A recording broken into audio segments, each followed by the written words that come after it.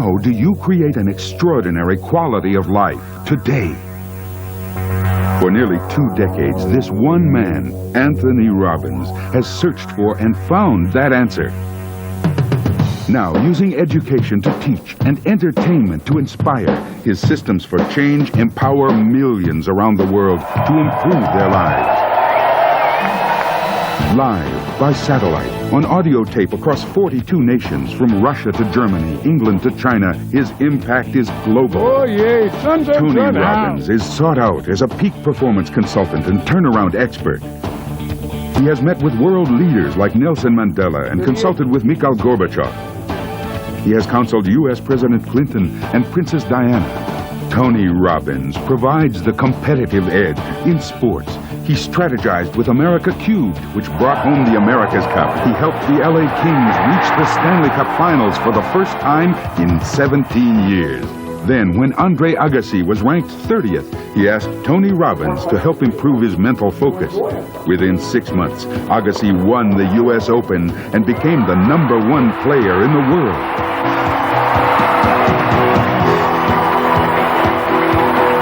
Tony Robbins has worked with people from every walk of life, from the most challenged to the most successful.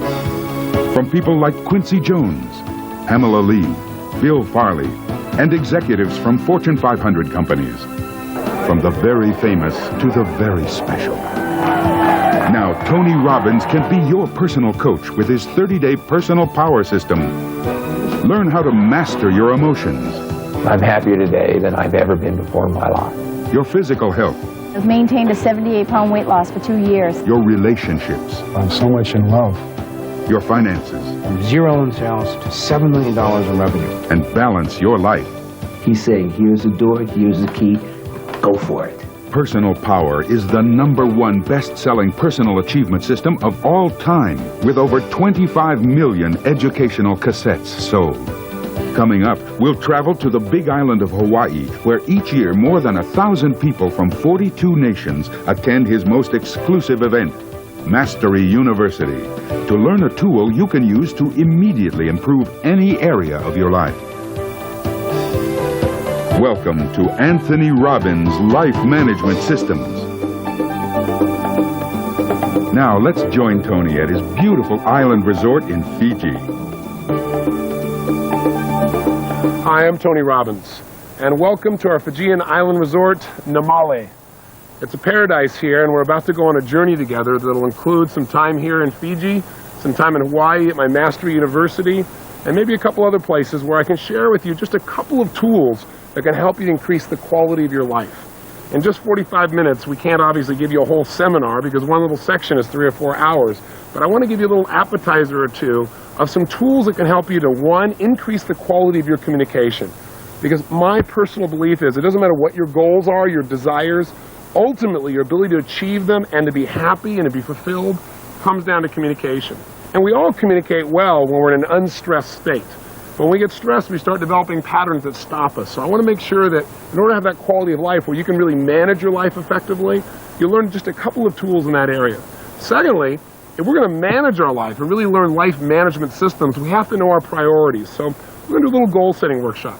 And you may have begun a part of that if you've already gone through the audio tapes of Personal Power, which I hope you've done, because that's ideal to go through before you go through this videotape. But if you haven't, you can do it here with me on the videotape together. And I can tell you that this little process is something that's totally changed my life and an amazing number of other people.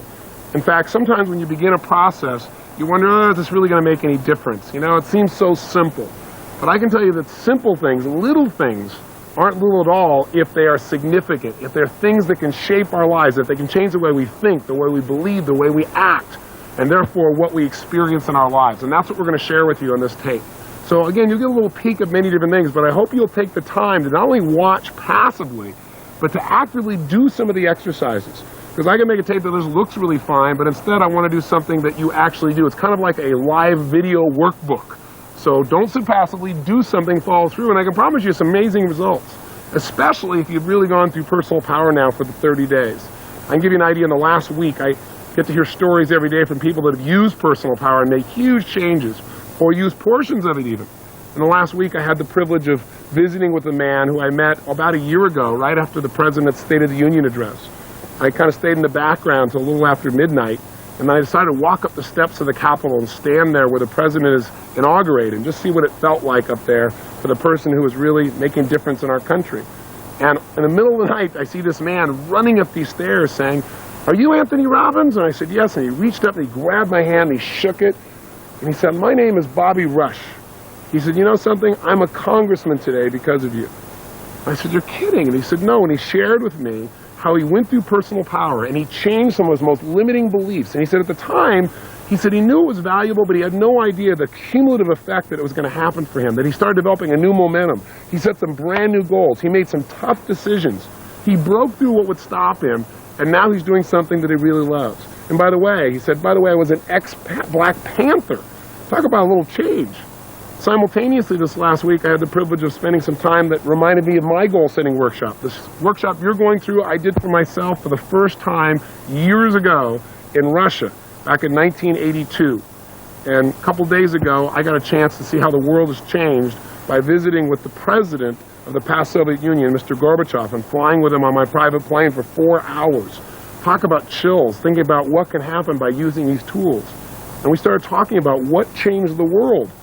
And the interesting thing that he shared with me is he said the breakthrough, what took us from a place where we had 70,000 nuclear missiles pointing at each other, where people are constantly worrying if we're going to die or not, someone's going to push a button, people are practicing duck and cover. What wiped that out, what ended the Cold War, was two people communicating. He said what broke it all down is I knew Americans were beasts and you knew we were horrible. He said, but Ronald Reagan and I developed a relationship.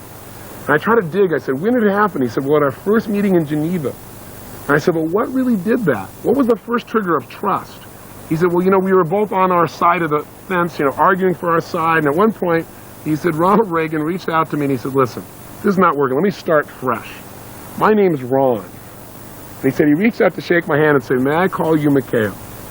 And when he told me the story, he had this huge grin on his face.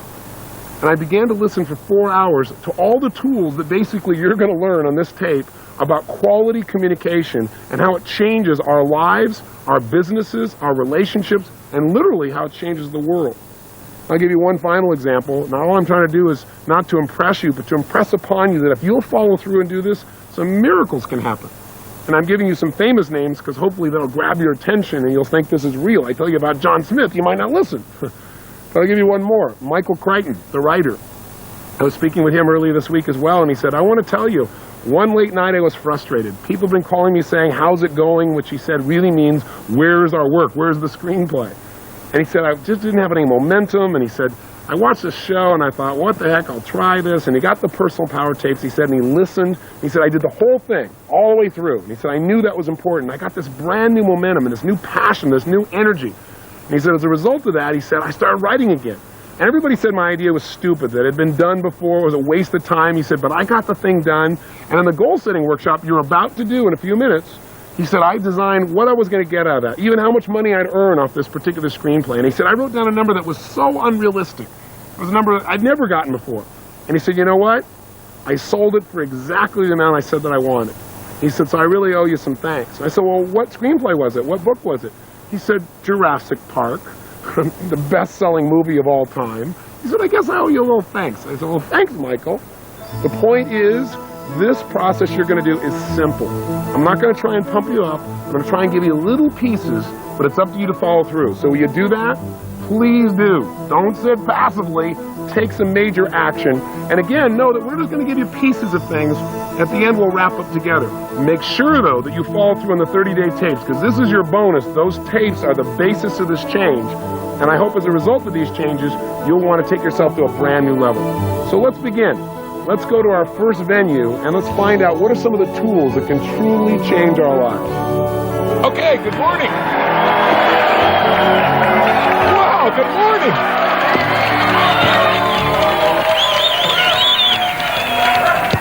Another day, a lousy day in paradise, right? Today, we're going to do something that I'm incredibly excited about. All the things we've done up until now, I know you've all felt huge transformation from. But today, when I first started thinking about it, I thought, this material is so important, but maybe I'll do just part of it because it can get digital. And also, we have joining us by videotape a brand new set of people who will join the 25 million people that have already been exposed to personal power. We've created Personal Power 2 now, the driving force. And in it, we're not just focused on how to achieve your goals, because as many of you know, you've become extremely successful. That's how you got here to be with me in Fiji, how you could afford to be here, both time and money-wise. But you've also learned by your own experience that that's not enough. You got to be fulfilled. So what I want to do today is show you some tools beyond what we've done here in terms of how to really be fulfilled in your values and your goals and your life, and really how to manage your life. Because how many of you found that as you become more successful, sometimes also you've gotten more stressed? Let me see, show hands. Say, "I." And I can tell you that all of a sudden when I got 9 companies and 4 children, and I want to write books and do television programs, and now these United Artists Theaters that we do these seminars in all these cities simultaneously, and come here and do programs in Fiji, all that simultaneously, while it's an incredible benefit, incredible reward, even having multiple homes, a real big problem to have, right, to complain about. But all those things make a demand on your time and on your energy, on your mental focus, and pretty soon, sometimes success starts feeling stressful. And you start achieving your goals and say, is this all there is? Why am I working so hard, Like some people come here to Fiji and somebody says to them, why are you working so hard? The Fijians will invariably ask people this. The guy says, well, I'm working hard because I want to make several $1 million so I can come here and lie on the beach. And the Fijian says, well, I lie on the beach here all the time. I don't have any millions of dollars, right? And when they have what they would call a quality of life, right? Well, so the person's, so caught up in making a living, they aren't designing their life. I can promise you the impact will thrill you. By the way, let me tell you the other side, too. There's always 2 reasons to do things. One reason is for what you'll get. The other reason is for what you can avoid. Everything we do is to avoid what? Pain, and to gain some pleasure, the combination of the 2. So I can tell you that if you look around just in my country, and I know we've got about 7 different countries represented here, and people watching will be from countries all over the world. But in my country alone, to give you an idea, 1 out of every 2 couples who get married end up in a what? Think about that. 1 out of 2. Was it always that way? No. What's happened is we were told that in the future, when we had all this technology and all this information, what it would do is it make our lives easier. We'd have more free time. How far has that worked? Not very. For most people, they're working harder. They're more stressed today, even though they're living in the information age when everything's supposed to be so much easier. There's something that's shifting there, and it's because we're not managing our resources effectively enough. And that's what we want to change in this process. So part of what we're going to do here is take a look at what the cost is also if you don't do it and what you can gain. We in our country, to give you an idea, in America also have a situation, we got 60 to 70% of the people who are overweight, depending on whose poll you read. Now, how is that possible? Only one way, not managing the resources of your emotional state, of the way you eat food, of the way you move, and it costs you the quality of your life. We have 15 million people, I should say, that every year in the United States are diagnosed as clinically depressed. 15 million. Now, how could that be? Not managing the resources of your mind, your body, so you really feel good day to day. You can feel good day to day, you certainly have, but you've learned tools to do that, on how to manage your state. You got a situation in America where you have 5% of the world's population in the United States. We consume 50% of the world's cocaine. Think about that. All this says to me is one big giant frame. People don't know how to manage their resources. They don't know how to manage their state. They're living in a state of immense stress. This session is going to show you how to eliminate the vast majority, not all, but the vast majority of unnecessary stress in your life and put a heck of a lot more pleasure than you ever thought of before. But I think before we start, maybe what would be nice to do, since we have these people joining us by video, is let's give them a big welcome from everybody here in Fiji, from, I guess, 7 different countries. Give them a big hand here. Let's welcome them here with us.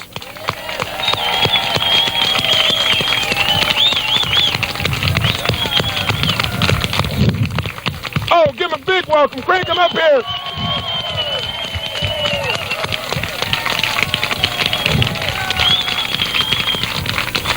So, now, for these people watching the video, or the individual watching the video, probably think, this group is crazy. They're all hyped up. They're all motivated. What is this? They may just be watching this video for the first time. So I know most of you got here because some time ago, some of you years ago, some of you months ago, you were up real late one night. You might have set a tape. It's called Personal Power. And they've had a big impact on your life. That's why you came here to Fiji, to expand it to another level and became part of Mastery University. If you were trying to tell a friend what this has meant to you, somebody who's like, oh, will this really work? I just got started. I don't know if it's going to make a difference. It might help somebody as they're listening to think, yeah, I'm going to listen a little bit closer if I know it really works. Who here would share with them just a few seconds of what it's meant to your life? Back here, why don't you go all the way back in the corner? Yes, Donna. Hand on this microphone, please. Give her a hand, it's Donna. Well, I'm Donna Ringo. I'm from Louisville, Kentucky. I'm here with my husband, Bill, which I would have never imagined in a million years that this would have ever happened. So I want to thank you, Tony, but it all started by thinking I had everything I had ever wanted. We had always done dreams. We'd always done goals, written them down. I had a business that I had started and grew from a one-woman office to a 15 employees and sold it for over $1 million. And I thought I had everything I ever wanted. And I woke up one night with nightmares, crying because I was so unhappy. Just because you think you get what you want, it may not be what you really need and what you're destined to do. And I went out and watched the television. I was clicking through and I ordered the tapes. And the greatest thing I ever did was listen to those tapes for every single day. I didn't miss a day. I broke appointments so I could listen to Tony's tapes, and it has changed my life completely. I was always happy. Everybody liked me, I thought, or whatever, but I didn't connect totally with people. And I have lost 54 pounds. I have about 50 to go. I have about 50 more to go, but those are going to come off too. I've made some incredible friends that I just dearly love. And we've started another business. I got out of that other deal. It was I'd get the money over 5 years if I stayed and helped manage, and I just said, the money's not important, and I left a lot of money on the table. And started another business, and we're making more money with 3 people than we did with 15, which I like. And, Life management there, boy. Absolutely. And not only in the process have we always made a lot of money, but we never made it stick. And last year we invested over $50,000 thanks to Tony's techniques. So, and our relationship was always great, but I have to tell you, this week it's gone to a new level. Thank you. Thank you. It all started with a tape. Thank you, Tony.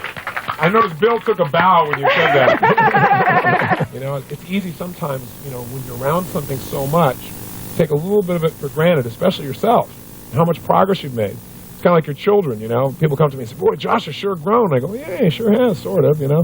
But now that my son's in Switzerland going to school, he comes back 3 months later and goes, he's a giant, you know, because I have some contrast. I'm not around it as it's growing incrementally. I get to see the full impact. So you might want to think about a little bit today, and those of you on tape, how far have you really come? Even though you may have some challenges in your life, how far have you come? And most of you are doing so much better than you give yourself credit for, and most of you here are starting to give yourself a bit more credit, I notice, because you're smiling a lot more. Now, so today is life management systems. Question, what does everybody want? If we're going to manage things, we've got to manage them to get a result. So what does everybody want? Tell me. They want peace. What do they want? Yes. Balance. Yes. A fulfilling journey. I would say that what most people want, if you listen to people in the 60s, they'd say to change the world. What was it in the 70s? To take care of me, right? This is if you believe the media anyway. The media that said the 70s was the me generation. Everybody was into the narcissistic approach. In the 80s, what was it supposed to be, if you believe the generalization? Money, right? It got to become successful. And in the 90s, the new catchword is quality of life. But no one seems to be able to define it. Quality of life. Well, I have more free time. Well, how many of you in this room, and I'm sure you must know people, if not yourself, have had free time and not been happy? Anybody had that experience? So sometimes what happens is people achieve their goals, as she just got done saying, achieve your goals and you're still not fulfilled, you're still not happy. So if that happens, you don't have a quality of life. You know, everybody has the illusion that someday when I have more money, someday when I have more time, someday when I have a better home, someday when my family is finally grown up, my kids make it out of school, some days when I get my kids into school, someday when this happens, then I'll have a quality life. But quality life only comes from one thing, fulfillment. And those of you watching here a few days ago, if you were on tape 5, you listened to the goal setting workshop. We all did a goal setting workshop yesterday intensely. By the way, was that valuable for you? Did you enjoy it? Yes. Okay, so goals are one thing though, but goals are a vehicle towards getting yourself to meet these 6 human needs that we talked about on tape number 7. This whole idea, the 6 human needs, and how to make sure that whatever you're doing, you don't just do something that makes you feel good for the moment, you do something that makes you feel fulfilled long term. So if you and I are going to really have an extraordinary quality of life, how would we measure that? Would it be by cars, homes, a certain amount of financial success? Maybe doing well in your career? I have to tell you, I've had the privilege now of being with people from about 43 nations of the world. And throughout that time, I've worked with the most, quote, successful people in the world and those that are most challenged. And what I find is the common denominator of success or failure ultimately is fulfillment. There are a lot of people out there that have everything on their side and they're frustrated. And there are a lot of people that have every challenge you can imagine. They're excited about the passion of their life, trying to figure out how to make it work. I think ultimately a quality life is a life where you experience the emotions that you want on a regular basis. You know, I had the privilege of meeting Sir John Templeton and talking with him and interviewing him. And this is a gentleman who's made an amazing difference in the world. He's also been very successful in business. He's a billionaire, probably one of the most successful investors for the last 50 years around the world. And when you ask Sir John, what does it take to be, quote, wealthy? John turned to me and said, Tony, it takes one thing, gratitude. I said, that's interesting. He said, yeah, because it doesn't matter how much money you have in your life or anything else. If you're not grateful, you're not rich. I think that's really true way beyond the money, right? It's about all the areas of our life. So ultimately, what I really hope that Personal Power will do for you by your taking advantage of these tools is show you how to live in a place where you feel the joy, the excitement, the passion, the love, the connection, all the emotions that you really want in life, and spend a lot less time in that frustration or that overwhelm or resentment or anger or anything else that used to dominate maybe your life or people that you care about. Because think about it. If we don't manage the ultimate resource of our emotion, where does our life go? We can be brilliant. We can have great ideas, great desires, but we're not going to follow through. We're not going to go start a new business unless we can generate the emotion that gives us drive. We're certainly not going to be in a position where we stay close to the people around us. Have you ever, for example, been in a frustrated state of mind and then snapped at one of your children and had nothing to do with them whatsoever? Felt bad about it maybe afterwards? Or maybe you've been in a place where you misinterpreted someone's intent. You thought they had some secondary approach or gain of doing something with you, and they just really cared. But you're in such an angry state, you kind of filtered it wrong. I don't know if you've ever done that, but I've been guilty of both those things in the past. And I don't want to be guilty of it in the future. And there's a way to create change. Now, I'm assuming, first of all, that you already know two of those ways because you've already done those personal power tapes, right? You're not supposed to be watching this video unless you first do those tapes. But just in case you didn't, I'll give you a little review. 2 skills that immediately change the quality of our life by changing our emotions. And by the way, out of our emotions come all of our behaviors. If you're on a roll, if you're in a peak state, if you're feeling passionate, you will follow through. On the other hand, if you're feeling passive and quiet and tired, you're not going to follow through. So the ability to change your state in a moment is the secret to not only peak performance, but a quality life. So how do we do that when we're constantly in a world where we're being interrupted? Like, you may hear some airplanes here. You might have to bear in mind with me. We might have to both manage our states here. But the way you do it is 2 ways. And by the way, I'll show you these 2 ways real quick, remind you. And then what we're going to do is I'm going to take you to Hawaii, and I'm going to have you sit in on one of my seminars, and I'm going to teach you a skill that'll show you how to immediately increase your drive to do certain things. For example, there's some things you know you need to do, but you have a hard time getting yourself to follow through. Or maybe there's some things that you want to do too much. Like you want to eat that pizza, you want to have that chocolate, you want to do something that's kind of destructive, and you need to lower the amount of drive, lower the urge to follow through. I'm going to teach you a really valuable urge management tool that's so simple you can use it immediately. But first, let's do a quick recap, okay? Number 1, whether or not we're happy or not, the way we feel determines the way we behave. So for example, can you remember a time in your life when you're really on a roll, where things were just flowing, where it's like it was effortless, where it's just like you didn't even have to think about it, that you just thought afterwards, how the heck did I do that? I'm sure you have. Have you also had times in your life, though, when you couldn't remember your own home telephone number, or how to spell the word the, where it felt like you could do nothing right?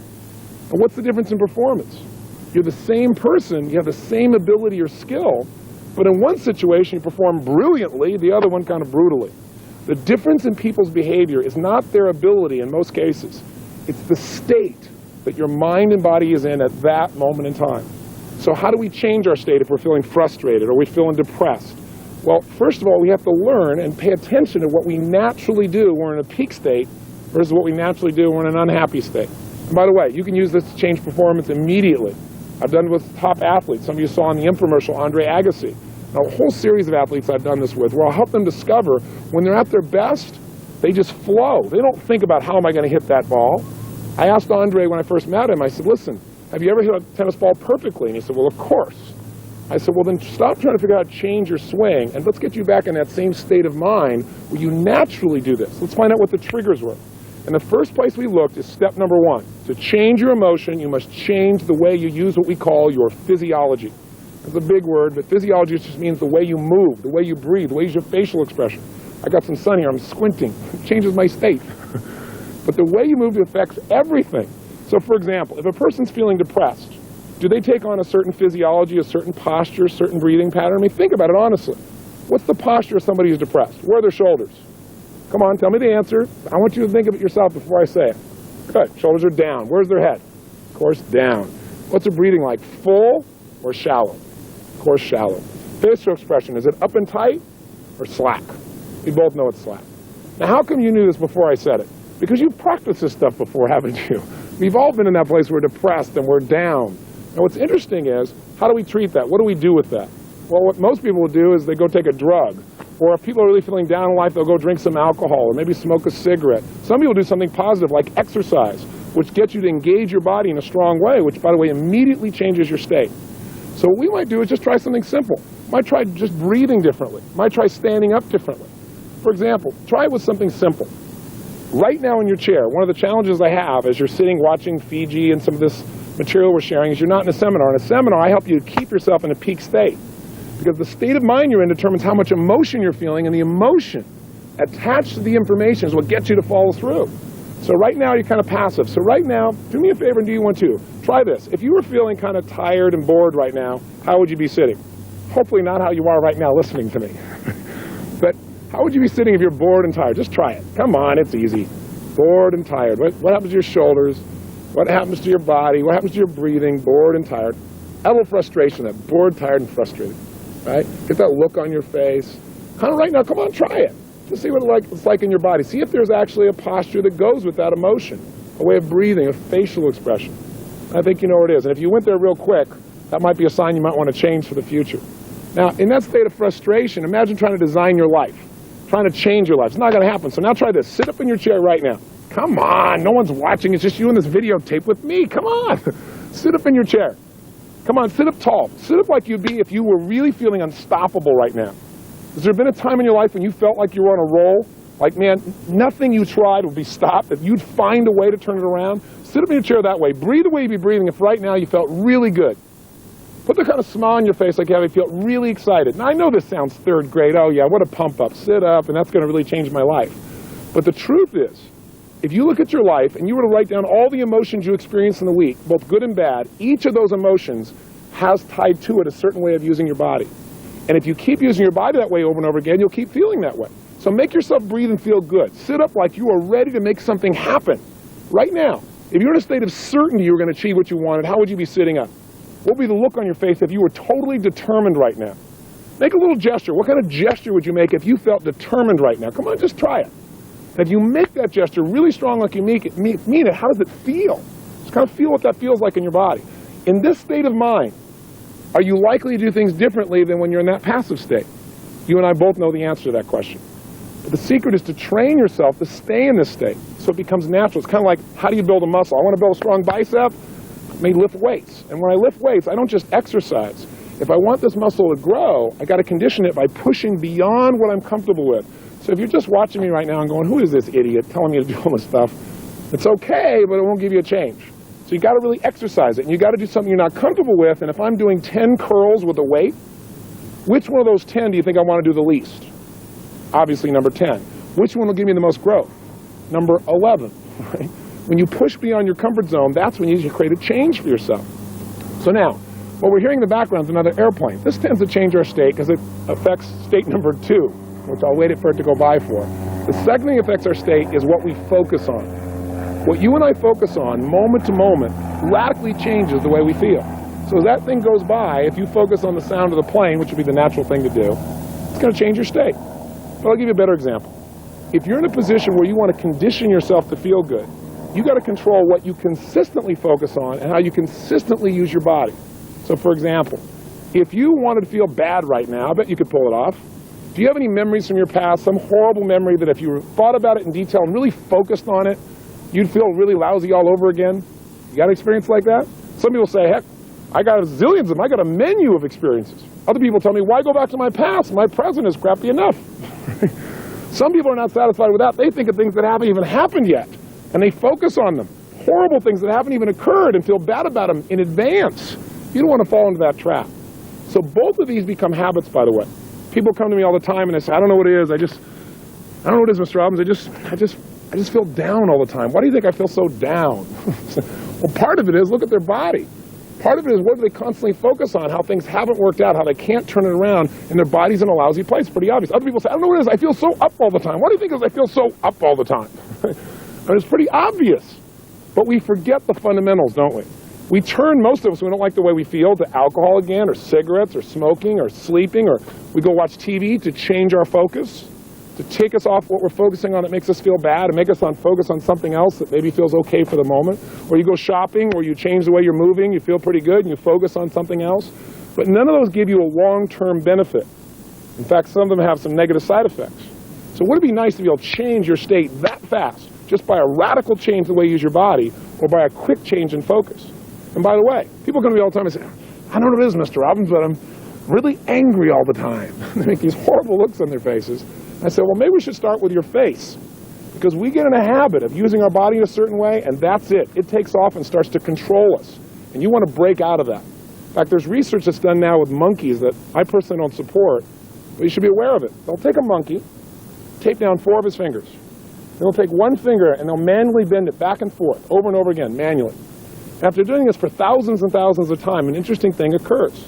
Each time you bend this finger of the monkey, metaphorically, imagine that to do this, the monkey has to make connection in the brain between one nerve cell, a neuron, and another, just as a metaphor. Imagine for this to happen, you have to draw a string of connection between those 2 neurons, those 2 nerve cells in the brain. Well, once you got 1 string, 2 you got 2. Thousands of times, the monkey is now wired to do this. So much so that now you can open the monkey's fingers, and guess what the monkey does for no good reason? Over and over again. You go, so what? I'm not a monkey. What's the point? Well, the point is this. Do you ever go to work the same way each day? Maybe get on the same on-ramp each day? Do you have a kind of a ritual like that? Have you ever had a day where you're actually supposed to go in a different direction, but you're not thinking or on your cellular phone, and what do? You get right on that on-ramp the same way? You're a monkey. What you're doing is you've conditioned yourself so much that it's like hypnosis. You just automatically go into it. Well, can we condition ourselves to feel frustrated over and over again by going into that same physiology, that same set of movements? You bet. Can you condition yourself to feel depressed? You bet. Can you also condition yourself to feel absolutely euphoric, where that is your natural emotional pump? And I'm not talking about just being motivated. I'm talking about really, truly feeling that way day to day, where the natural feeling for you is to be strong and to be focused and to be determined and to be happy. The answer is absolutely. Now, that's one aspect, is physiology. Let's look at focus a little bit. You might say, okay, Tony, I know I've got to focus on what works. Are you saying just be a positive thinker? I don't believe in positive thinking. I don't believe in going to your garden and saying, there's no weeds, there's no weeds, there's no weeds. That's not going to, don't take your garden. That's not going to help you. You got to be able to focus on how it really is, but not make it worse than it is. You then got to see it how you want it. And then you got to focus on how am I going to make it the way I want it. I'll tell you how you control your focus. It's not through affirmations, I'm happy, I'm happy, I'm happy, I'm happy. I'm really happy, I really am. With that physiology, no matter what you say, you're not going to feel happy. But what it really is coming down to asking yourself better questions. You see, every moment while you're listening to me right now, every moment in your life, you're, quote, thinking. Thinking is nothing but the process of asking and answering questions. Here's the problem. Most of us ask questions unconsciously. And ask and you shall what? Receive. So if you ask lousy questions like, why does this always happen to me? Well, it may not always happen to you, but your brain is like the ultimate computer. If you ask it a question, it's got to come up with an answer. It's got to make one up. So if you say, why does this always happen to me? Your brain goes, you're a schmuck. Or some people say things like, how come I can never lose weight? And your brain goes, because you're a pig. You ask a lousy question, what are you going to get? A lousy answer. A better question might be, how could I lose weight now and enjoy the process? Because if you say, how can I lose weight now? Your brain will just go on a diet. And you go, I don't want to go through that again. But if you say, how can I lose weight now and enjoy the process? Your focus goes to not only achieving, but enjoying the process. You might say, I've always wanted to ride horses. Maybe I'll take horseback riding lessons. I won't even be thinking about it. I'll also lose weight. You get the idea of what I'm talking about? I'm doing it quickly because in Personal Power we've talked about these, but I want to remind you of them because the questions you ask yourself and the way you move radically changes the way you feel. The way you feel determines what you're going to do. In a frustrated state, you're not going to go out and be totally loving. In a frustrated state, you're not going to go start a business. Remember, it's not our intellect that makes us do these things. We don't marry someone because we made an intellectual list. You marry them because they ran off with your heart and you're passionate to be with this person. You love them. You start a business because you found some drive inside of you. Because it's hard to do those things. But the rewards are in who we become as a person as we live in these states, and they are habits. So you might want to take my little test. You might want to take a few minutes, stop this videotape, and actually write down a list of all the emotions you experience in a week. I mean, both the good and the bad, honestly. Right? What are the terrible feelings? What are the not so good feelings that you not feel once in a while, but consistently feel? What are the great ones? And again, test this. And I think what you're going to find is you got probably less than a dozen emotions you experience consistently. And as a result of that, what's happening is at least half of them make you feel like heck. And as a result of that, what's happening? You should feel a smidge cranky when you see this because you're ripping yourself off. There are 3,800 emotions you could feel. So quality life is a life of powerful, positive emotion that you're able to share with the people around you, whether it be your kids or anybody else, because you're feeling it, not because you're pumped up, not because you're trying to be positive or give something to someone else, because you really feel that way. And if you got everything else in the world, you got the money and the homes and the cars, and you got success, and everybody respects you, and you change the world, but you're not happy, then you got a John Belushi on your hands. A guy that tons of people love, did what he loved in his life, and he's gone because he didn't make himself feel good. He made everybody else feel good. Or an Elvis Presley. Or maybe your neighbor. Or maybe you in your past. It certainly was my past. So I really want you to take a look at this. Let me offer you one other little tool, and then I'll take you to Hawaii. It's a simple little thing. So simple. See, I'm a big believer in profound knowledge. Profound knowledge to me is something that is so powerful, but is so simple.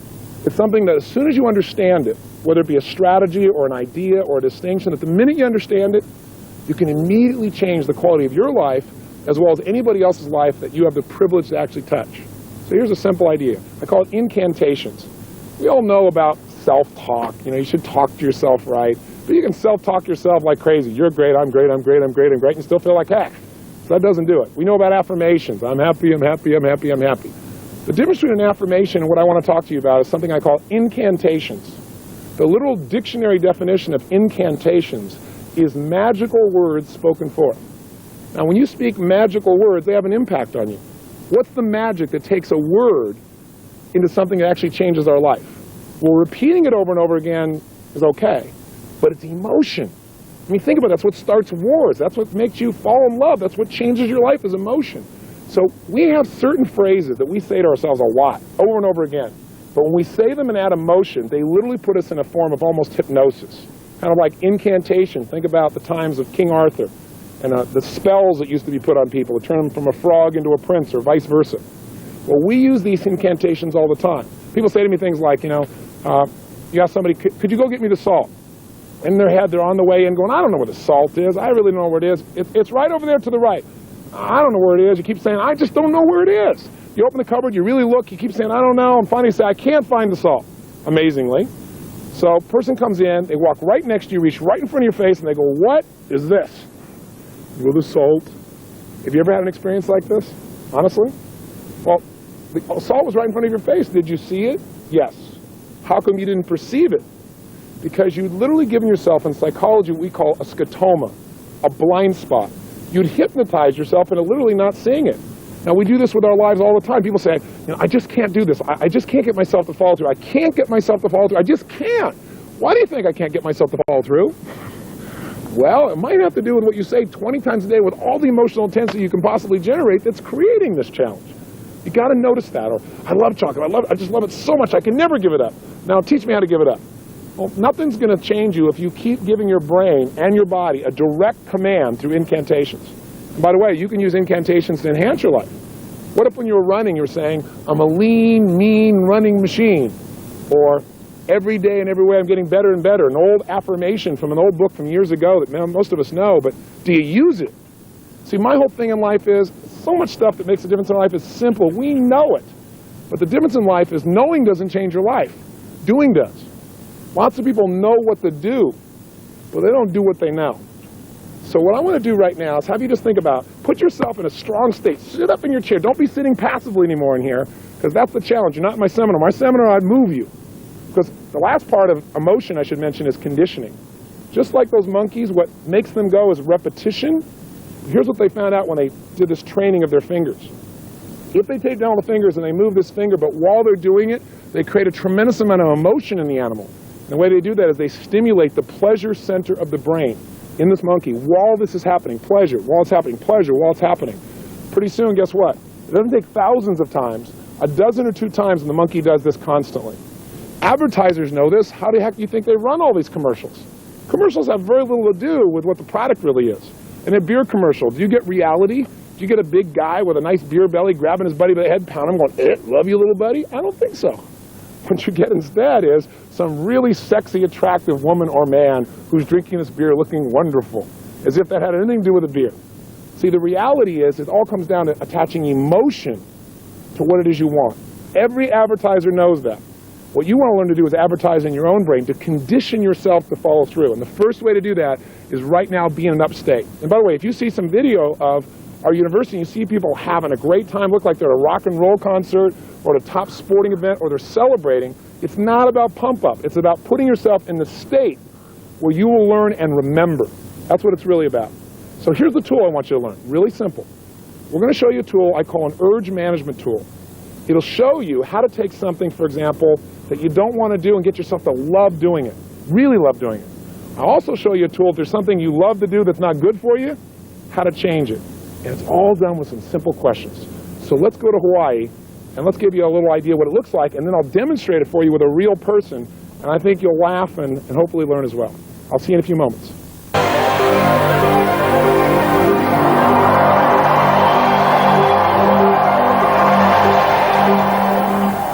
I want to give you one other little tool, and it's a tool that is so simple again. It's like my idea of profound knowledge is when you take something complex and you figure out how to make it so simple, anybody can do it. You can even use it immediately, it's easy, and it produces a result. Now, I'll tell you what the tool is. It's about how to change the quality of any experience you have in a matter of seconds. Any experience. Lovemaking, a business situation, a meal, exercise, anything. And the tool I'm going to talk to you about is called the quality quantifier. And what it really is about is how to increase the quality of any experience you have. I developed this tool because people have used like the personal power product, for example, around the world and made major changes in their weight. For example, how many of you use that product to lose some weight? Let me see your hands. Now, do people overeat every moment they're alive? Yes or no? They only eat when they're in an overeating what? State. When you get in that state, you lose all your consciousness about what to eat, about how to eat, about how much to eat. It's gone. Because you're in a state of such urgency. And when people are trying to make their life better, you have to be able to do it by being conscious. But what happens when the urgency rises, your consciousness disappears, and all of a sudden you lose all of your faculties. So I started thinking, have I ever been in a state where I felt like I had to eat, but then something broke the pattern, and I forgot about it for a while? How many of you had that experience? You thought you were starved, something broke your pattern, and you lost the urge. It's not that you can't manage your behavior, it's that you're not managing your urges. Because if the moment of the urges you took something to take control of it, you could have changed it all.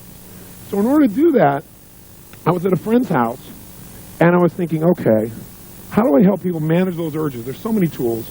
I want to create something so simple anybody can do it. I thought, there's certain levels of urges. They have different levels. Some urges you feel driven. Some urges you feel like no matter what, you're going to have it right now. Like how many of you have ever broken some of your own health rules because you got in such an urge state? Okay? But other times, like you could have that food you think you're normally addicted to, it's sitting there in front of you and you don't even care. Have you had that experience too? And not because you were full, just because you weren't into it. So I said, well, let's quantify that. There's a quality of experience, there's a quality of our state where we follow through, where we follow through a little, where we don't follow through at all, and where literally no one can make us follow through, make us eat it. And everyone has this capability. It's all a matter of manipulating our focus, our perception, the meaning we attach to things. So I was at this friend's house, and they had some banana bread sitting on their coffee table. And I looked at the banana bread, and I asked this lady there, who I know, I said, what's your level of desire for that banana bread right now on a scale from 0 to 10? She looked at it and went, maybe a 4. I said, well, what would it take to make it a 7? She said, what do you mean? I said, to make it where, right now 4, whatever that is, you've now quantified where you are. What would it take to have the desire move up to 7? Not 10, but 7, where you really start to really want it. She said, well, I thought about it being hot. I said, what about 8? So if I thought it was hot, and it just come out of like the oven, and I thought about its smells, and I could actually feel the chewiness in my mouth. And you can see her start to go into state. Her eyes got like this, start doing the banana. She's looking at the banana bread like this. Like she's going to swoop in for it, right? I said, what would it take it to 10? She goes, if you put chocolate on it. I said, okay, whoa, hold back now. I said, what would it take for you to get it to 2? She said, to realize it's just cold and been sitting there for a while. And you could see her just drop down to it. So it's like a scale, right? I said, okay, what would it take for you to get to -2? And she said, I couldn't do that. I mean, I like it. I said, I know you can't, but if you could do it. Whenever people say they can't do something, I know you can't, but if you could, they'll give you the answer. If you're persistent. She goes, I guess if I looked at the grease on the napkin it's sitting on. And I thought about that going in and, then I wouldn't want it at all. You could just see her whole state change. I said, what would it take to make it -5? She said, if I saw all that grease like crumpled together, like coming out my pores, like acne or something. Ugh. I said, what would it take for it to be -10? She goes, oh my God, if I thought it was going to make me sick. She goes, if I thought it would make me sick, I'd throw up. Or, oh my God, I never do it. I said, what would I do? And she started getting this really state. I said, you want it? She goes, no, I don't want it. I said, well, come back here for a second. Imagine it being hot, and moist, and chewy. And she went, oh yeah. I imagine chocolate on it. So no, come back over here. It's really cold. See, it's cold. See that? And literally, I could just move her up and down the scale of urgency. So I'm watching this and I'm saying, wow, this is amazing. Being able to shift back and forth. And by the way, people usually, to get to -10, also have fear of loss. It's that they be sick, or they lose their freedom, or it would do something to them that's horrible, some form of pain. Pain, the loss of pain, the fear of loss, that pain seems to push people through the roof for urgency. Like when you say, oh my God, I haven't eaten in 12 hours. That'll move you up there real fast. I'm starved. At the same time, you think something's going to make you sick, you'll avoid it at all costs. It becomes that other level. So I started saying we all have the resources inside to change where we are on the scale from one place to the other. But then I started using this thing, thinking, wow, I could do this beyond food. Most people in life have experiences where they go out and do something and see how it turns out. How silly. How stupid. So I was here in Hawaii for a program a couple years ago, and a good buddy of mine, we run together. We went out on a run, and it was a really hot day, and we were on the Big Island that year. And the place we ran was like where all the volcanoes have just desolate, pretty made it desolate. There's no trees, there's nothing. And it was really, really hot, and there was no wind. So we went on this run, and we were just pushing it pretty good. We came back at the end of the run, and I said, let me ask you a question. I said, how would you rate that run we just did on a scale from -10, worst thing of our whole lives, to +10, the best run ever? He said, I'd say it's like a 6 or a 7. And I said, that's exactly where I rated my head too. I said, let me ask you a question. If you and I were going to go back and run again, is there anything we could have done that would have made it, if we decided it was going to be a level 8 run, could we have done that? If we decided in advance it'd be a level 8 run, could we have done it? He said, yeah. I said, what conditions would we have to create in our head or our bodies? What would you have to do to make that a level 8 run for you? He said, if we would have run like in unison as we're running, because sometimes you went ahead and I went ahead, and we went back and forth, and sometimes we're going back here and there, and sometimes we're teasing each other. But if we were running in unison, he said, that'd be an 8 for me. I said, wow, that's pretty cool. I've never thought of that. Yeah. I said, what would have made it a 9 for you? He said, a 9. He said, if we've been running in unison, and we were running like doing a cadence or something, like saying something, was doing it in unison. He said, it would be awesome. Because I had a military background. Cadence, right? And I said, well, what would have made it a 10? He said, we've been running our guts out, right? I mean, we couldn't even breathe. We're at the end of it, we've been in unison, we've been cranking, and we just collapsed from total intensity and exhaustion. And I said, you know what? I said, I now know why you're always getting injured. Because he's always getting injured when he's exercising. Because the only way for you to have a level 10 experience is to push yourself beyond what is helpful and be totally anaerobic. And he went, whoa. I said, you're totally right. So I want to have a great experience. My complex equivalent in my head of a great experience is so exhausted and I have nothing left. I said, so I've discovered in my life there are lots of ways to have a level 10 experience. There isn't just one way. So how can we have a level 10 experience but not be burned to the ground? He said, wow. Thoughtful. I said, well, if while we were running we would have noticed, the water in the distance and noticed the different shapes of the lava, if we would have, as we're running, looked back at each other and smiled a few times while we're running in unison, if we would have brought a piece of music for the last part of the run that we could have turned on, and we could have cranked to and felt really good to but not been exhausted, we came up with all these things that made a level 10 run. So what I do now in life is when I'm having an experience, I ask myself, what's the quality of experience I'm committed to having? I don't wait and hope it shows up. Does that make sense? Because if you wait and see, you get what shows up. You decide in advance what's the outcome. And the way you do that is you give a numerical number to it to start with. You say, where am I right now about doing this run? You might wake up and go, I'm at level 4 about doing this run. What do I want this run to be? And you may not want it to be a 10, but you probably want it to be in the 8, 9, 10, 7, 8, 9, 10 range. You say, okay, I want it to be at least a level 8. Then you ask yourself, what conditions would I have to create in myself or in the environment? What would I need to do to meet more of my 6 human needs, in essence? Does that make sense? So what would I have to do? What would I have to notice? What would I have to appreciate? What would I have to do with myself? What would I have to think? What would I have to focus on in order for this to be a higher level experience for me? And what happens is, you then set yourself up for victory. Now, I came back after this run. I was so juiced, because like I said, now I can have a great run whenever I want. I can just decide to, figure out the conditions, make it happen. We all have this illusion that life makes us feel a certain way, rather than we create the conditions within ourselves that generate our life. So false. So what you want to do is see, where are you, step 1, 0 to 10. Step 2, how do you want to feel? Describe some of those feelings. Step 3, give it a numerical number. It's going to be a level 8 experience, or 9, or whatever. Step 4, what are the conditions that I can control? Not, I'll be happy if you do everything I want. And then go do that. And I'll give you an example of this also. At the same time I was there, I shared this with a group about my run with my buddy. And this one man raised his hand. He said, but running for me is a -10 experience. I said, why? He said, because I'll die of a heart attack. I said, have you died in a heart attack in the past? Is that how you know? He said, no, but I was running one time. My heart started beating out of me. I said, well, how long ago was that? He said, it was 10 years ago. I said, well, are you in better shape, worse shape? What does your doctor say? He said, oh, my doctor says I'm in really, really great shape, but I could never run again because I know what that means. I said, well, great. Tell me what it means. And so he told me what it was at -10. I said, what if it was only -3? I didn't go to +10. That's too big a jump. Do you follow me? One of the big things is you go, I'm going to have a level 10 experience, and you don't even know how to do a 4 yet. So you got to go from like wherever you are at 1 or 2 and go to 4, and then go to 6, and then go to 8, and move your way up. I didn't take him to 10. I said, now, as long as you know you're healthy and you're running in a way that does not tax your heart, you're being totally aerobic, you're going to walk if necessary, you're wearing a heart monitor the whole time. I said, could you do that? He said, yes. He was looking forward to it. He came back the next day. I said, what was your level of run? He said, I got to tell you, it didn't work. Everybody looked, and he said, I had a level 16 run.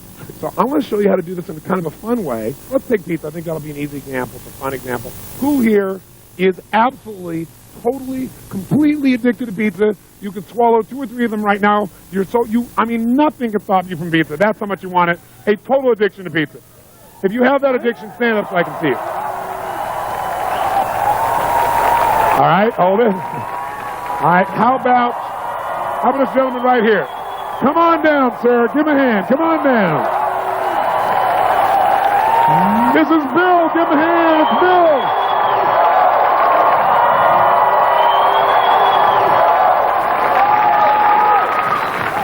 First point is you got to recognize where you are currently about the task at hand, whether it's running, whether it's pizza, anything. So you're going to assign a numeric value to your experience. You're going to say on a scale from -10 to what? +10, where are you? So we'll say to you, on a scale, Bill, from -10 to +10, where are you around eating pizza? +10. Is it just +10 or is it above +10? +12. +12. Is that about accurate? Yeah. +12. Okay? So then, most people never decide in advance the level of quality, pleasure, joy, excitement, or even pain that they're committed to experiencing to a given task in advance. So the second step is to consciously describe what feelings you want to experience while doing a particular activity. The third step is to decide and quantify. You say, I'm going to give it this quality, I'm going to make it a level 10 experience, 9, whatever. The fourth step to the right here is you're going to ask yourself the question, what conditions must I create inside myself or the environment in order to experience this at a level of quality, at level whatever? Okay? What do I need to focus on, appreciate, what do I need to do with the task in order to change how I feel about it? What we'll do here with Bill is we will ask him where he is, and we'll get him to move things for us and tell us what do you have to do to change it on the scale. So Bill, if you imagine this is our scale from -10 to +12. We'll have to add 2 more here for Bill. Okay, so +12. What I'm going to do is I'm going to put his pizza in front of him, and he'll describe for us a little bit what are some of the qualities that he needs. So, Bill, here is a pizza, sausage pizza. Well, first off, I don't eat sausage or pepperoni. You don't eat sausage or pepperoni? I love the cheese and the other aspects of pizza. Cheese pizza.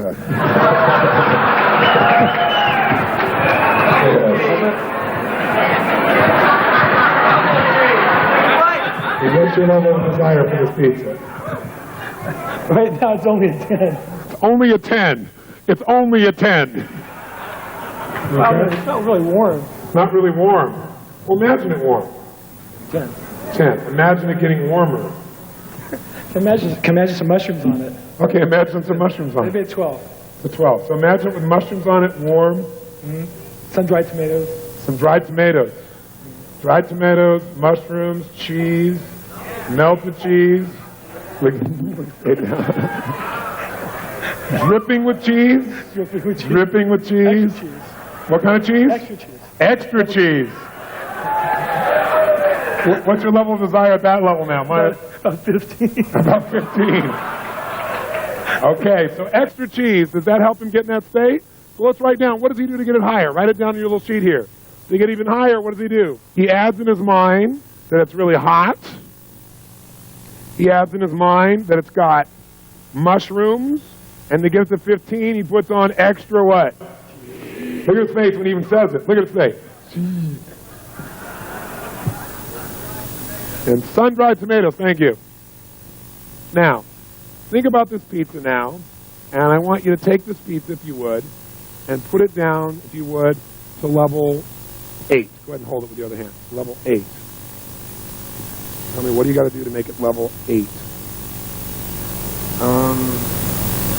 Plus 8. It's not really, it wouldn't be warm. To be warm. And maybe it was just cheese pizza or... Oh, I gotta give you, I'm sorry, I gave you the wrong one, didn't I? Yeah. There we go. If it wasn't really warm, if it was just slightly above room temperature, maybe it'd be an 8. Slightly above room temperature, which is about what that one is. Okay, so that's an 8. Bring it down to a 3. Did have pepperoni and sausage on it. Okay. Call both of them now. It looks more attractive when he's got more. Did you see his face? Oh. I just don't want to drop it. Okay, that's fine, no problem. So make it a 3 and it's got sausage on it because you don't eat sausage or pepperoni. Because after all, you're one of those guys that has a pizza and a light beer. I don't drink beer either. Oh, okay, you don't drink beer either. Do you have a soft drink? Diet Coke. Before the seminar. I understand. I'm not on your case. I'm your buddy. But isn't that what we all do? It's not just him. Yeah, give me a big extra cheese pizza and a light Coke. Okay, it's a sausage. Make it a 0. Where you should be noticing is not just what he says. Do you see the change in his head? You see the change in his breathing? Or his facial expressions? Is he in the same state? Yes or no? Is he even close? Where is it now, 0 to 10? 0. So 0 is it's been sitting out for an hour. Make it -3. It's pepperoni and sausage, and it's been sitting out for an hour, and the grease is kind of coming out of the meat. The grease is coming out of the meat. Can you picture that? Can you see that? Yeah. Yeah. And what if it was a cheese pizza, but it's still -3? And it had also mushrooms on it, and it also had extra cheese, but it's still -3. And it even had tomatoes, sun-dried tomatoes, but it's -3. How do you do that? It's been sitting out for a while, How long? a couple hours. How do you know when you look at it? It's kind of glazed over. I guess the sugars come out from the cheese on top. It's kind of glazed over, maybe hard. Getting hard, the sugar is glazed over on top. Anything else that makes it a -3? Oh, that'd be it. Okay, make it a -7.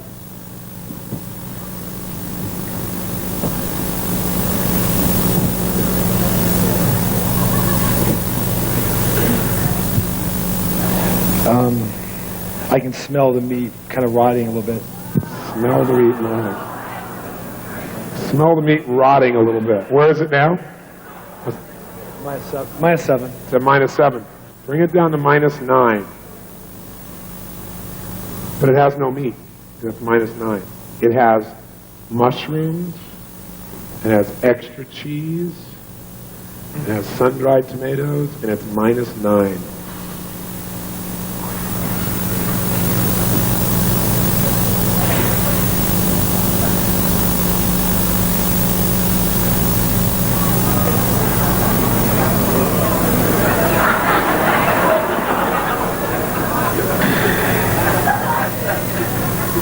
kind of fighting the urge because I'd be smelling the rancid smell of cheese in my stomach. Okay, go ahead and do that. Well, I don't want to throw up here. But I mean, I would get that urge. You'll get the urge, but I won't let you throw up.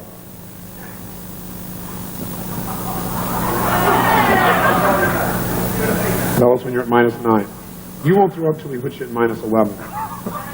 We won't take you that far. But you'll be real close.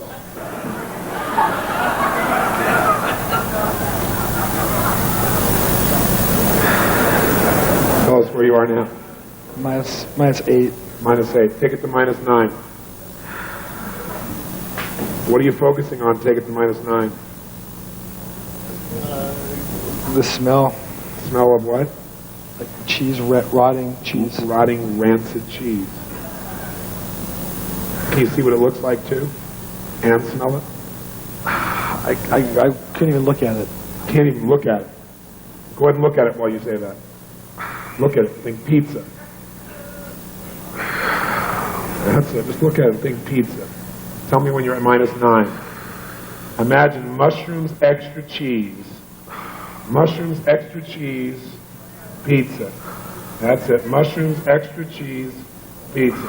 That's it. Mushrooms, extra cheese, pizza. Where are you right now? Scale from 0 to 10. Mushrooms, extra cheese, pizza. Smelling the rancid smell. Look at the pizza when you think about it also. See it and smell it. That's it. Hang on, hang on, hang on. That's it, that's it. Mushroom, extra cheese, smell it. Smell the rancid smell. That's it. Smell the rancid smell. That's it. Smell it. Smell it. There it is. Smell the cheese. You can smell it. That's it. Smell the extra cheese. That's it. Smell it. Extra cheese. I'd like some extra rancid cheese. Where are you? 0 to 10, right? -10 right now. -9, -9, -10. Don't go to -11. Don't go to -11. Okay.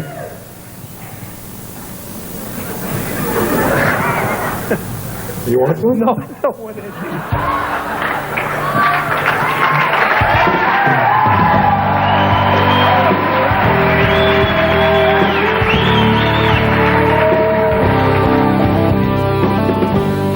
So does that look like a fun and hopefully valuable tool?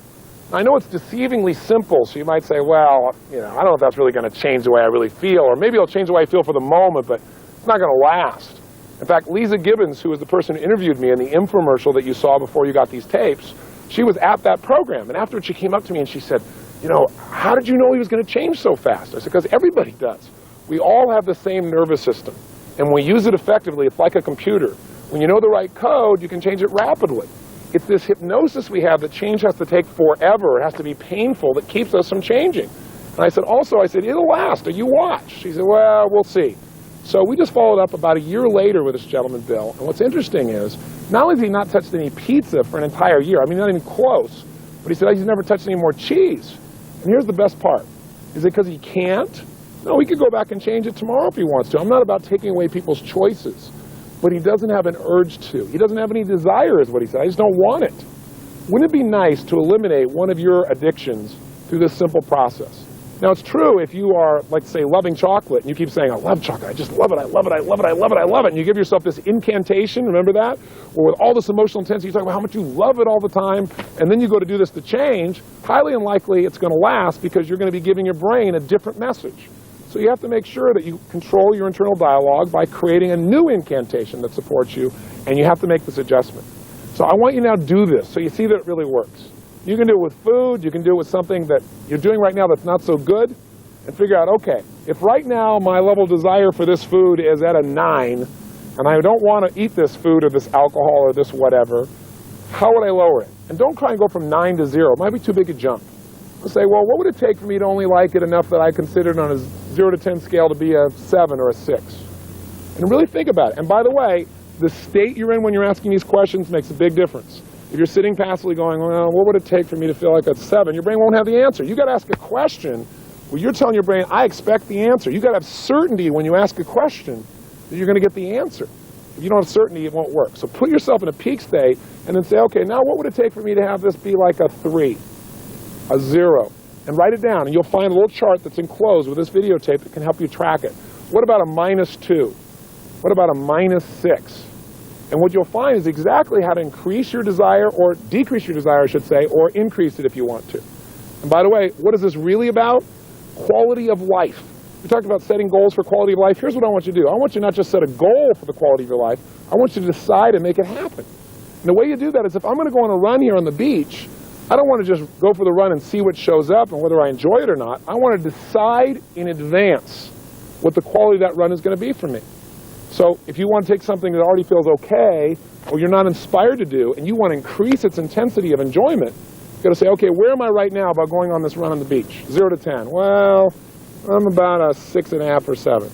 Okay, well, what would it take for me to be at an 8.5? I don't know. As soon as you say I don't know, say, I know I don't, but if I did, what would it be? Kind of change your state, you'll get the answer if you keep asking. So you're going to say, well, if I were to notice what a beautiful day it is, well, what would bring it to a 9? Well, maybe if I brought some music with me, or if I listened to one of those Tony Robbins tapes, or something better, right? Something that puts you in a good state, so maybe I feel like I'm learning while I'm running. Well, maybe I could get it to a 9.5 by doing an incantation as I'm running. I'm a lean, mean running machine. Or as I'm running, all I need is within me now. All I need is within me now. All I need is within me now, with tremendous energy and emotion. Right? If you do that over and over again, how's that going to feel? You know? All I need is an airplane to go away so I can finish this tape. Whatever it is, you want to be saying it again and again while you're running, so you're literally programming yourself. That might bring you to a 9.5. Maybe you go run with a friend, that brings it to a 10. The point is really simple. Don't settle for whatever life gives you. You determine the quality of your life. And the way you do it is ask this question. If I'm at level 7 now, what conditions? First of all, what's the level I want to have? Maybe you don't want a level 10 run. Maybe I want it to be a 9 or an 8. What conditions must I create inside myself for that to be a level 9 run? What conditions? What do I have to notice? What do I need to appreciate? What do I need to believe or experience in order to really do that? What do I need to add to the experience? What do I need to think about? What do I need to listen to? And if you'll ask that question, you'll get the answer. So I know I've dumped a lot on you in this tiny little tape and kind of jumped you all over the world here. But my goal here is really to get you to do the 30-day tapes. I'm not, on this little videotape, going to get you to follow through all these things, but those tapes will allow you to do a little bit each day where it's not invasive on your life. And if you'll just do the little exercise at the end of it for 30 days, I promise you, radical changes. There's a reason why there's 25 million of these tapes out there and so many people from every walk of life that have gotten results. Because it's a way of conditioning and creating lasting change. So please, go do those tapes, and if you're done, then I'm sure you've already got a great story to tell me. So when this tape's over, make sure you do this exercise. Don't say, oh, that was kind of interesting. Stand up and do it. In fact, before I leave you, stand up. Come on, get up off the chair. Stand up just for a second. Come on, stand up. And as you're standing up right now, try something real fast. Stand the way you stand when you're not sure what to do, when you're feeling kind of uncertain. In fact, if you want to try something right now, think about something that you'd like to have happen, a goal or desire. And right now, stand the way you stand when you hope it works out. Come on, try it. How do you stand when you hope? Where are your shoulders when you kind of hope so? Sure hope it works out. I hope this darn tape program makes a difference in my life. Sure hope so. You know? How do your shoulders look? What's your breathing like when you're uncertain? You don't really know. Where's the weight in your body? Where do your hands tend to go? Say something in an uncertain tone. There's nobody around, it's just you and me on tape. Go ahead, try it. Yeah, I hope so. Hope. What does that feel like? Is your voice loud or quiet? Slow or fast? Shoulders, hands, where do they go? How does it feel about your ability right now to actually achieve this goal? Probably not very great. When you think about it, maybe you think about it working and also not working. Now try this. What if you were worried? What would you do? Try and be worried a second. What do you do? Maybe tense up a little bit? Get out of that. Put yourself in a state of certainty right now. How would you stand if you were absolutely determined that your goal would become a reality? If you were going to use this to truly change your life. Come on, if you're not standing up by now, please stand up. Right? Stand up. Feel strong. How do you stand when you are totally determined to make something happen? If you knew beyond a shadow of a doubt, you have decided this will be and therefore it will be. If you didn't even know how you're going to do it, but you just decided you were going to find a way or make a way. Have you ever been in that place where you felt like you're in a role, where you felt like that nothing was going to stop you? Even if you haven't, stand that way now. Who do you know who's unstoppable? Stand like that. Pick some movie character, an Arnold Schwarzenegger or somebody outrageous, somebody, and be in that state. Because remember, when you change your posture, when you change your breathing, most importantly, when you change the way you move, emotion is created by motion. The tempo at which you say something will change you. So right now out loud, in a state of certainty, say anything out loud about your goal. I will achieve it. I will make this happen. Whatever you want to say, but try it right now. And that state of certainty, do it now. Come on. And that state of certainty, right now, feel how good that feels.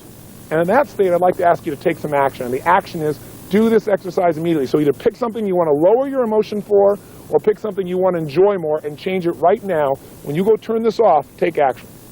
If you do, I'll know you'll have some nice results to tell me as well. And I hope, after you finish these 30-day tapes, you'll write me a personal note about what's happened in your life. That's what I do this for the most. That's what juices me. I'd love to hear the story of your success and your enjoyment.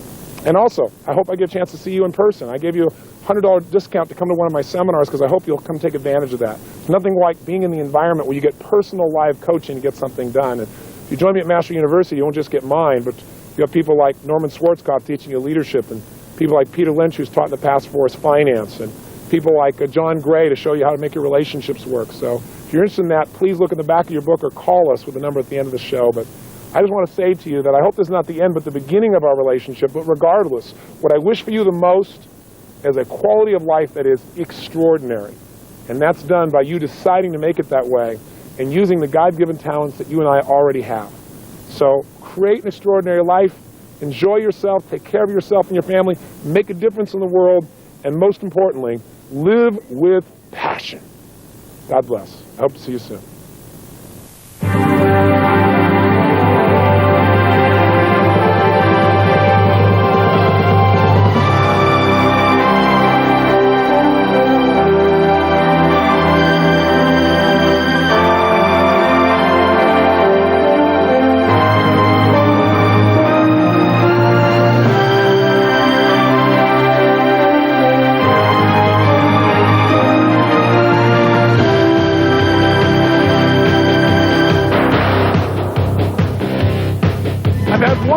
Cookie. I got a little taste of it. I'm hungry. Bring me some cookies.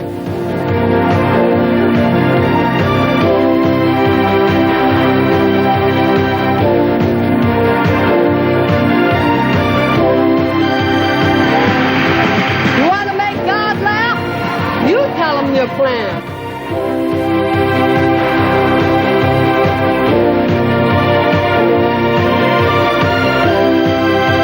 I know for me sometimes, if my wife's going to carry this around, and I'm carrying this around, sometimes I'll say, well, since you're carrying that around anyway, put the wallet in it.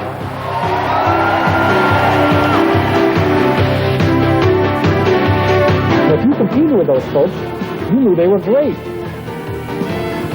You should have bought the hell out of that stuff.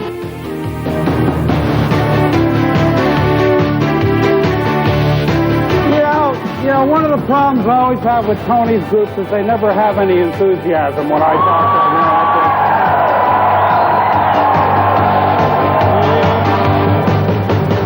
them. Well, dear, I think you should do what you think is best.